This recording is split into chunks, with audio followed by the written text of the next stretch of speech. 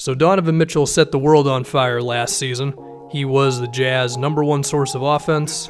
He made the Rookie of the Year conversation very interesting, and he was a big reason why they got to round 2 of the postseason. So the expectations for him in his second year were pretty high, and you could argue that up to this point in the year, he has been a little bit of a disappointment. So what is going on with him? Well, I think a lot of it you can find in his box score numbers. He's shooting 29% from 3.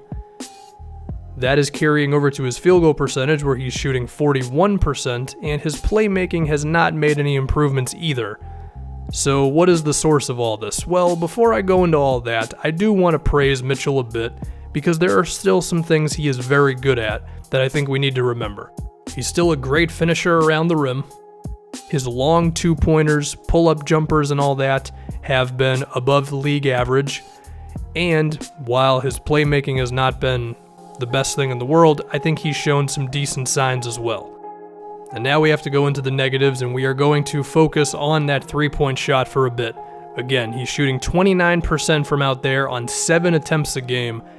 And this really confuses me, because everything about Mitchell would suggest that he is a good three-point shooter. His form is good, he is very good on mid-range jumpers, and he's been about an 80% free throw shooter since he stepped into the NBA. So why are his threes not dropping? Well, I think #1, we have to accept that he may not be as good of a shooter as we really thought he was. But #2 is, the guy takes a lot of tough threes. They are often pull-ups in transition or in the pick and roll. In a perfect world, he could have more like this, which are just catch and shoot opportunities.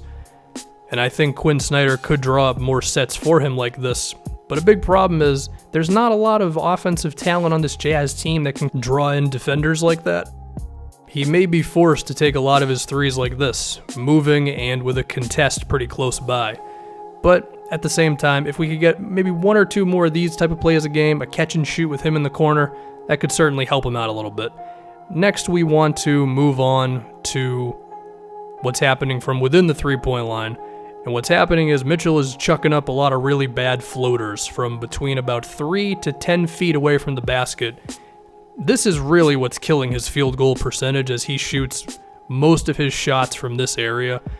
I think part of it is that the spacing on this team is not the best, because Gobert is always around the basket. But I also think it digs into something deeper with Mitchell, and it's that he goes to the rim without a real plan. So once the defense does something he's not expecting, he freaks out. I think we can see it on this one, which we just saw a second ago. He's got Gobert to his right. He's also got Jay Crowder open on the wing. And what is happening is he has already decided that he's going to shoot the ball. So he chucks up this bad fadeaway that doesn't even hit the rim. Another example here is he's got Joe Ingles in the corner, and Aaron Gordon is not close to him at all. But he is already locked in on the basket, and that's the result. Another time, he has Joe Ingles again at the top of the key. He'll step into frame in a second. And I think Rudy has an opportunity for a shot as well. And we get another one of those signature floaters that don't have a high chance of going in for Donovan. And I think a lot of this is translating to his playmaking as well. And I do want to be nice about his passing first, because I think Mitchell has shown enough signs that he can be a pretty good passer in the NBA, because he's made enough plays like this one, cross-court plays where he reads the defense and he makes the right decision in the heat of the moment. And because he's so good at breaking down defenders, these opportunities are always going to be there. And given that he's only 22 years old, he's got a lot of time to figure some things out. But when we talk about those said things he needs to figure out, this is another one. This is not a good decision to drive. There's 2 guys right in front of him. What will happen is he's genuinely surprised that they hold him up, and then he gets a travel call. You just can't do that, okay?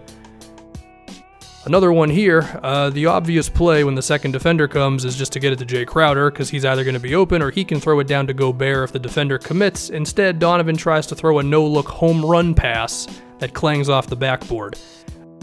On this play here, you can tell that he didn't have an idea of what he really wanted to do, so that's an easy turnover for the Nets. On this one, he just looks overwhelmed the moment Brandon Ingram slides over and KCP is able to keep up with him. And then on this one, he does have the right idea to get it to Crowder. The problem is he does it way too late. If we look at this one again, you could get a pass off to Crowder right now, or you could throw it to Rudy Gobert, who then could make the pass to Jay underneath the basket. That's the big thing, is just knowing what he's going to do when he goes to the rim, so we can weed out the plays like this one and all the bad turnovers. Now, to be nice to Donovan, his responsibility on this team is pretty massive, because the only other guy who can go off the dribble and shoot like that is pretty much Joe Ingles, and I love the guy, but, I mean, come on.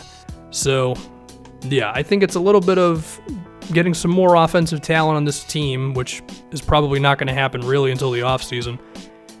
But even so, Mitchell's got some things to work on. He needs to improve at going to his plan B and his plan C, and actually having a plan B and a plan C for when he can't just get a shot up over his defender.